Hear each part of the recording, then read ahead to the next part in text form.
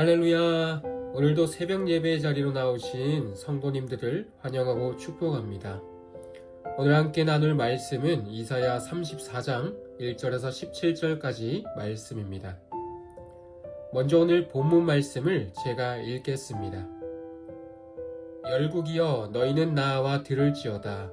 민족들이여 귀를 기울일지어다.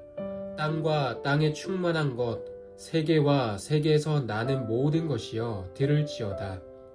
대저 여호와께서 열방을 향하여 진노하시며 그들의 만군을 향하여 분내사 그들을 진멸하시며 사륙당하게 하셨은즉 그 사륙당한 자는 내던진 바 되며 그 사체에 악취가 솟아오르고 그 피에 산들이 녹을 것이며 하늘의 만상이 사라지고 하늘들이 두루마리같이 말리되 그 만상의 쇠자남이 포도나무 잎이 마름 같고 무화과 나무 잎이 마름 같으리라.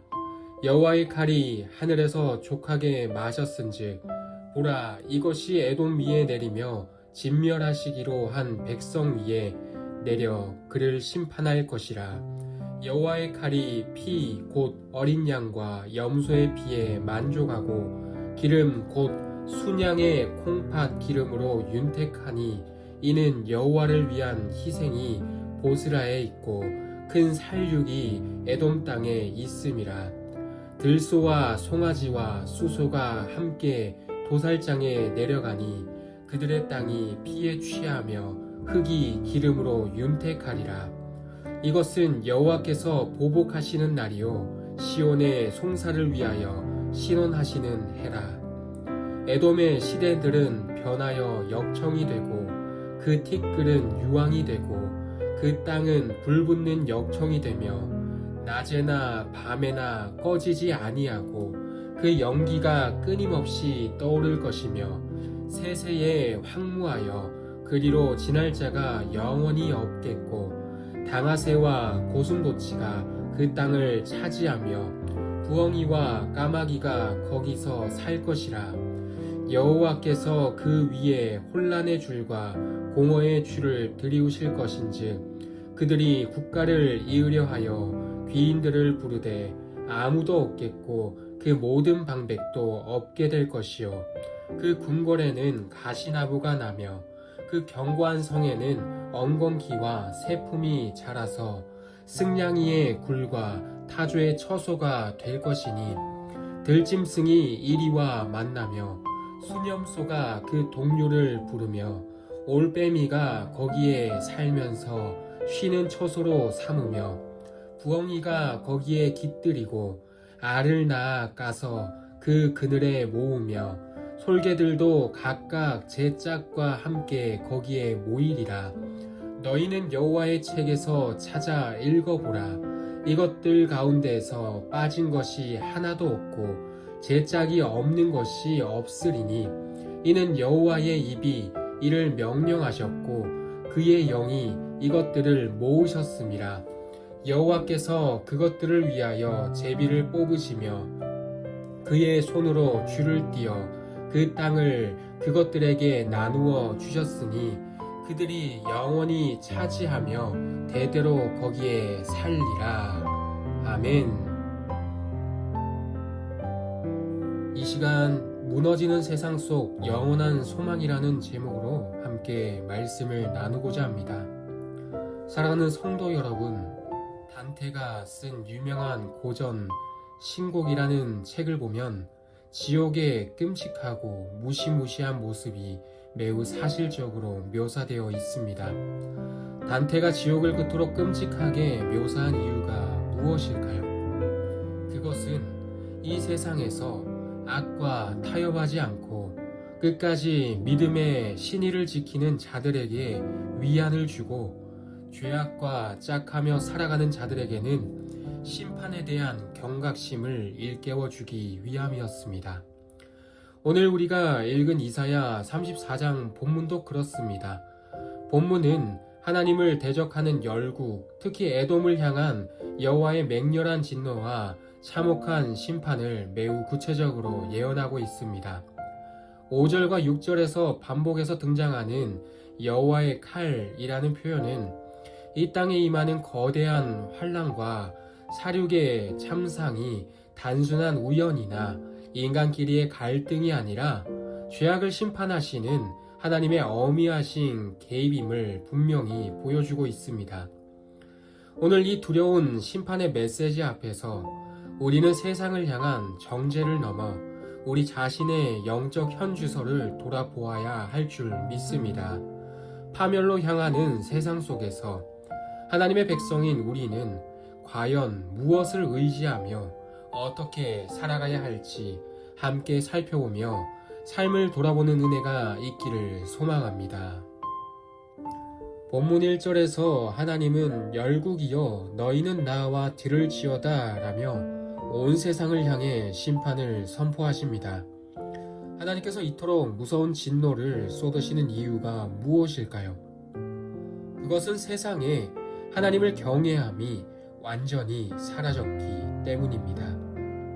세상 사람들은 당장 하늘에서 불벼락이 떨어지지 않으니 하나님이 눈에 보이지 않는다고 생각하며 함부로 죄를 짓고 살아갑니다. 철저히 자신의 이익과 탐욕만을 위해 이웃을 짓밟고 교만의 바벨탑을 높이 쌓아 올립니다. 사람들은 전쟁이나 끔찍한 비극이 일어나면 도대체 신이 어디 있느냐라며 탄식하지만 실상 그 모든 환난은 인간이 하나님을 떠나 스스로 불러들인 죄값입니다. 하나님은 길이 참으시는 분이시지만 인간이 저지르는 모든 죄를 하나도 빠짐없이 차곡차곡 기록하고 계십니다. 겉으로는 평온해 보이는 세상일지라도 보이지 않는 영적인 세계에서는 죄악의 잔이 채워지고 있는 것입니다.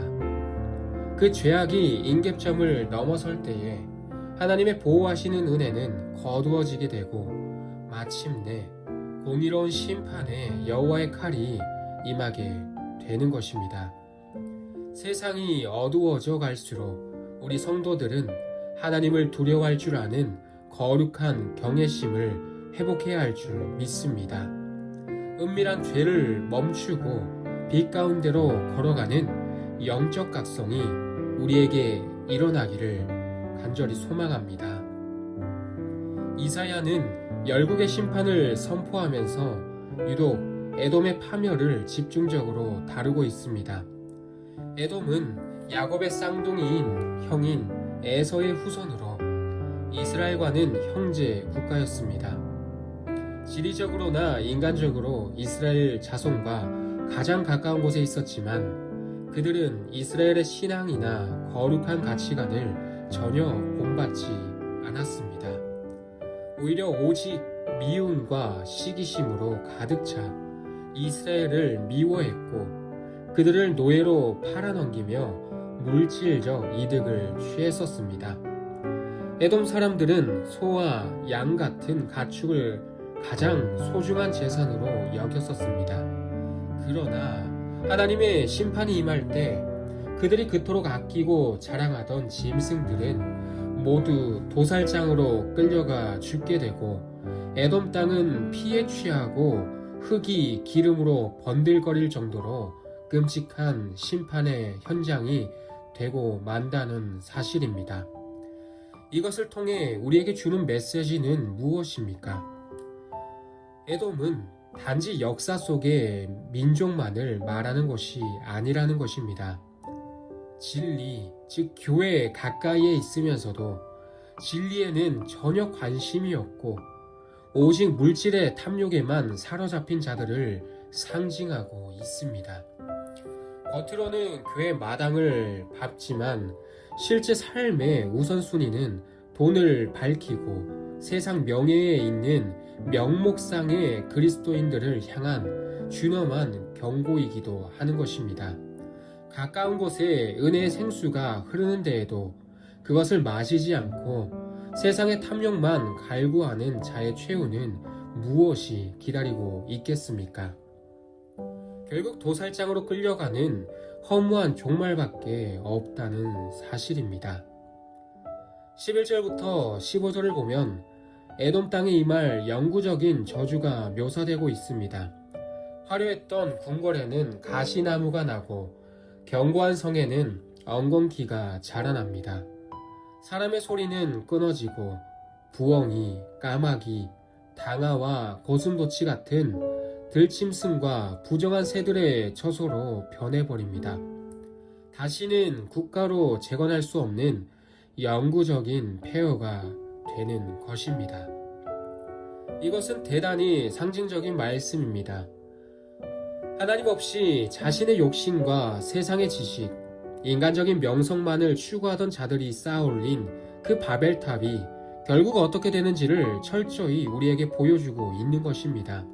하나님의 불꽃 같은 심판 앞에서는 세상의 것은 결코 영원한 것이 하나도 없다라는 것입니다. 나무나 풀이나 지프로 지은 인간적인 업적들은 다 타서 없어지게 되는 것이고, 금이나 은 같은 보석으로 지은 참된 신앙만이 남게 될 줄 믿습니다. 세상의 돈은 있으면 삶을 편리하게 해주지만 그것 이상은 될 수가 없다는 것입니다. 진정으로 영원한 것은 무엇이겠습니까?